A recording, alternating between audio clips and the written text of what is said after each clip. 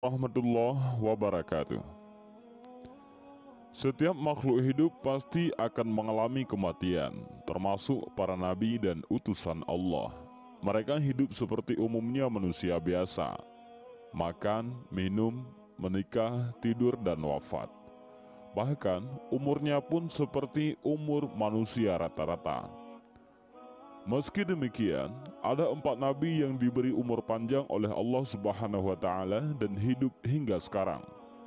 2 nabi hidup di langit dan 2 lainnya hidup di bumi.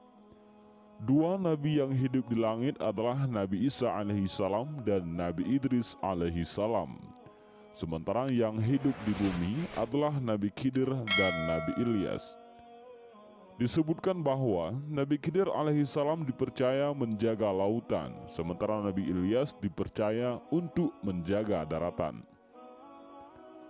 Ini sebagaimana disebutkan dalam kitab Al-Isyabah dari Ibnu Syahin.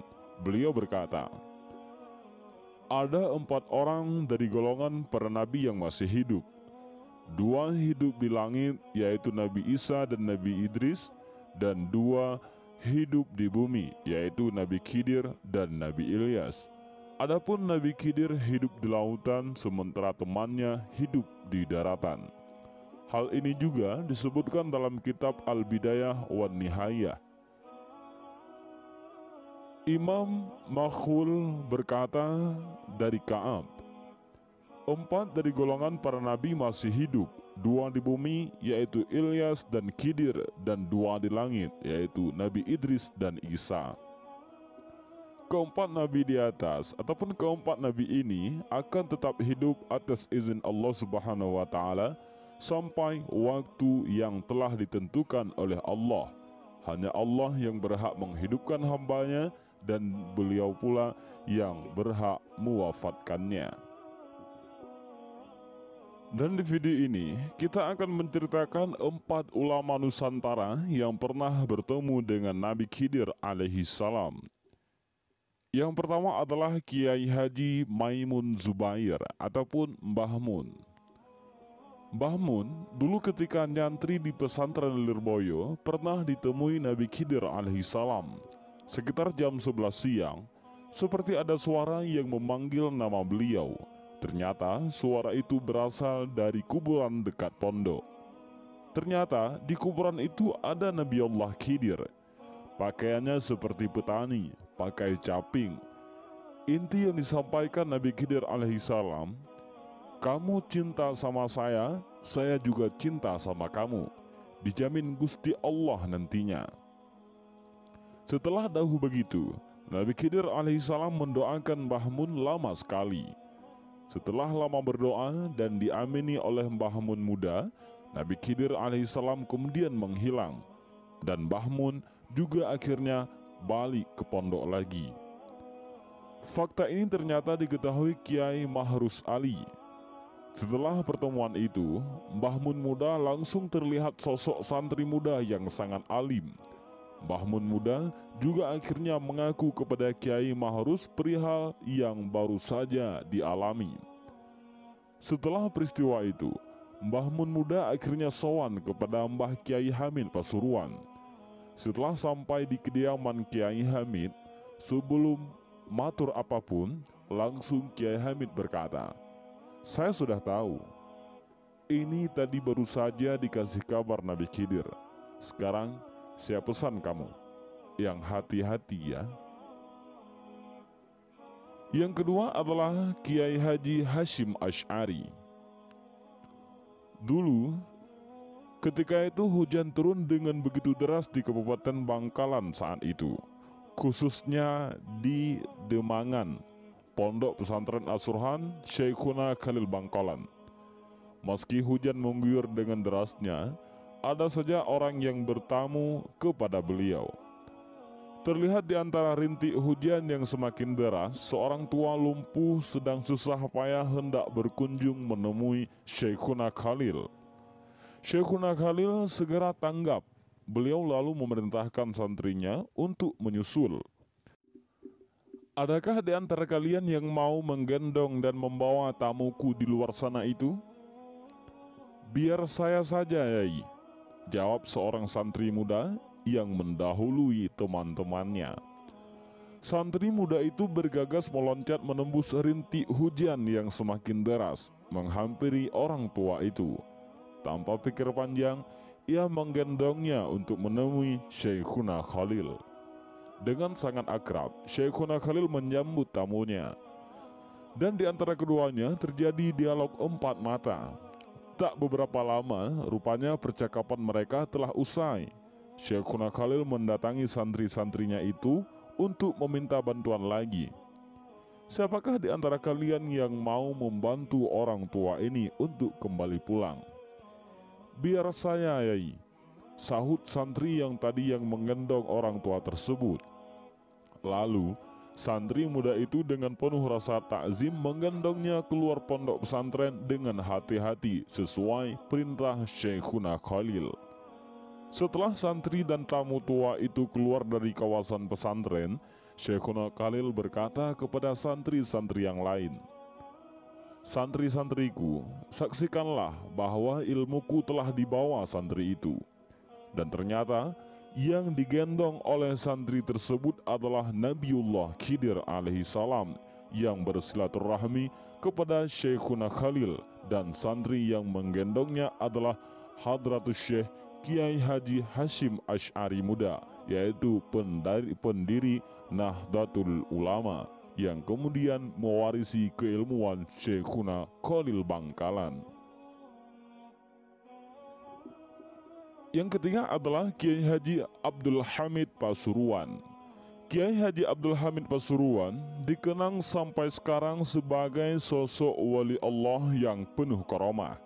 Beliau dulu pernah nyantri di pesantren Termas di bawah asuhan Kiai Haji Dimyati.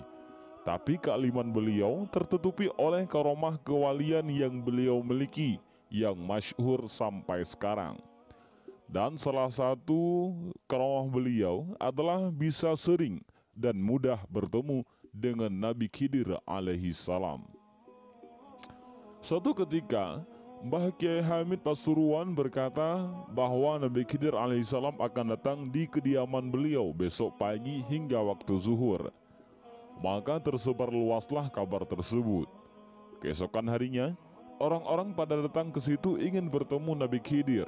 Bahkan ada beberapa habaib dan kiai dengan berpakaian jubah lengkap dengan surbannya juga hadir di situ ingin bertemu dengan Nabi Khidir alaihissalam. Ketika orang-orang telah banyak berkumpul di situ, bahkan ada yang mulai dari subuh, maka datanglah seorang pemuda dengan berpakaian nyentrik. Orang-orang yang hadir di situ tidak memperdulikan pemuda tersebut, karena semua tamu yang hadir berpakaian ala Islami. Ketika bertemu Mbah Kiai Hamid, pemuda itu langsung bersalaman dengan Mbah Kiai Hamid dan ingin mencium tangannya. Namun, Kiai Hamid menolak untuk dicium tangannya, dan justru Mbah Kiai Hamid ingin mencium tangan pemuda itu, tapi ditolak juga oleh pemuda itu. Kejadian itu terjadi di depan seluruh yang hadir waktu itu.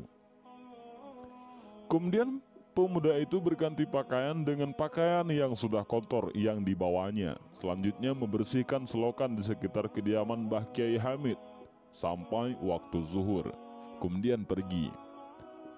Seusai salat zuhur, salah seorang yang hadir di situ memberanikan diri bertanya kepada Mbah Kiai Hamid, kapan Nabi Khidir alaihissalam akan datang?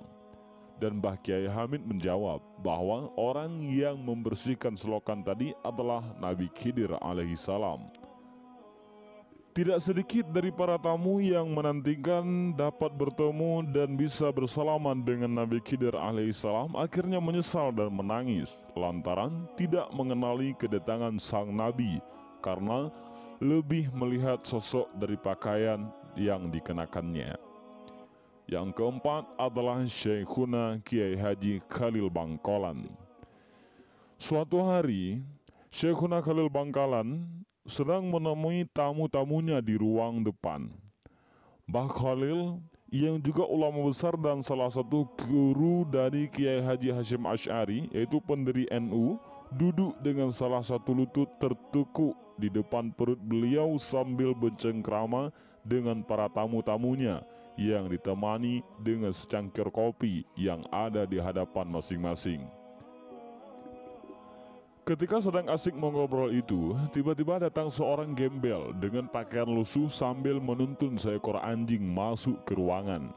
Kontan saja semua tamu pada heran bercampur geram, apalagi tanpa salam, tanpa bicara, dan tanpa izin. Tiba-tiba si pengemis ini menyeruput kopi milik Mbah Khalil hingga tinggal ampasnya. Terlihat juga ingus yang keluar dari hidung pengemis tak diundang itu. Marahkah Mbah Khalil? Tidak. Mbah Khalil tampak merubah posisi duduknya seperti orang posisi duduk yang sedang sholat. Telapak tangannya menyatu di atas paha. Kepalanya menunduk tanpa berani menatap muka si pengemis. Justru beberapa tamu bangkit bermaksud mengusir orang aneh ini, tapi segera dicegah oleh Mbah Khalil dengan isyarat tangannya. Beberapa saat suasana hening. Mbah Khalil tetap menunduk. Tamu yang ada di ruangan itu tak satupun yang berani bersuara sampai kemudian si pengemis berlalu tanpa sepatah kata pun. Setelah gelandangan itu pergi, Mbah Khalil membuka suara. Siapa yang mau meminum kopi bekas tamuku tadi? Tentu saja tak seorang pun yang mau, karena kopi itu bekas diminum oleh seorang pengemis dengan ingus menempel di bawah hidung. Baiklah, kalau begitu biar saya yang menghabiskan, kata Mbah Khalil sambil meminum sisa kopi di cangkir. Semua tamu semakin terheran-heran. Belum habis rasa penasaran para tamu, kemudian Mbah Khalil menyambung kata lagi. Tahukah kalian siapa tamu tadi? Dia adalah Nabi Khidir. Beliau habis mengunjungi sahabatnya seorang wali di Yaman dan Sudan. Kemudian melanjutkan perjalanan ke sini untuk menemui sahabat-sahabatnya, para waliullah di tanah Jawa. Kontan saja, kemudian para tamu berebut sisa kopi yang tinggal cangkirnya itu. Bahkan ada yang berebut untuk mencuci cangkirnya, sekedar untuk ngalap barkah dari kesalahan Nabi Khidir alaihi salam. Dan itulah beberapa ulama Nusantara yang pernah ditemui oleh Nabi Khidir alaihi salam. Dan sebenarnya bukan hanya 4 ulama itu saja yang pernah bertemu dengan Nabi Khidir alaihi salam. Ada masih banyak ulama-ulama ataupun kiai-kiai lain dari Nusantara yang pernah bertemu dengan Nabi Khidir alaihi salam. Dan demikianlah video ini, semoga bermanfaat. Wallahu a'lam bishawab. Assalamualaikum warahmatullahi wabarakatuh.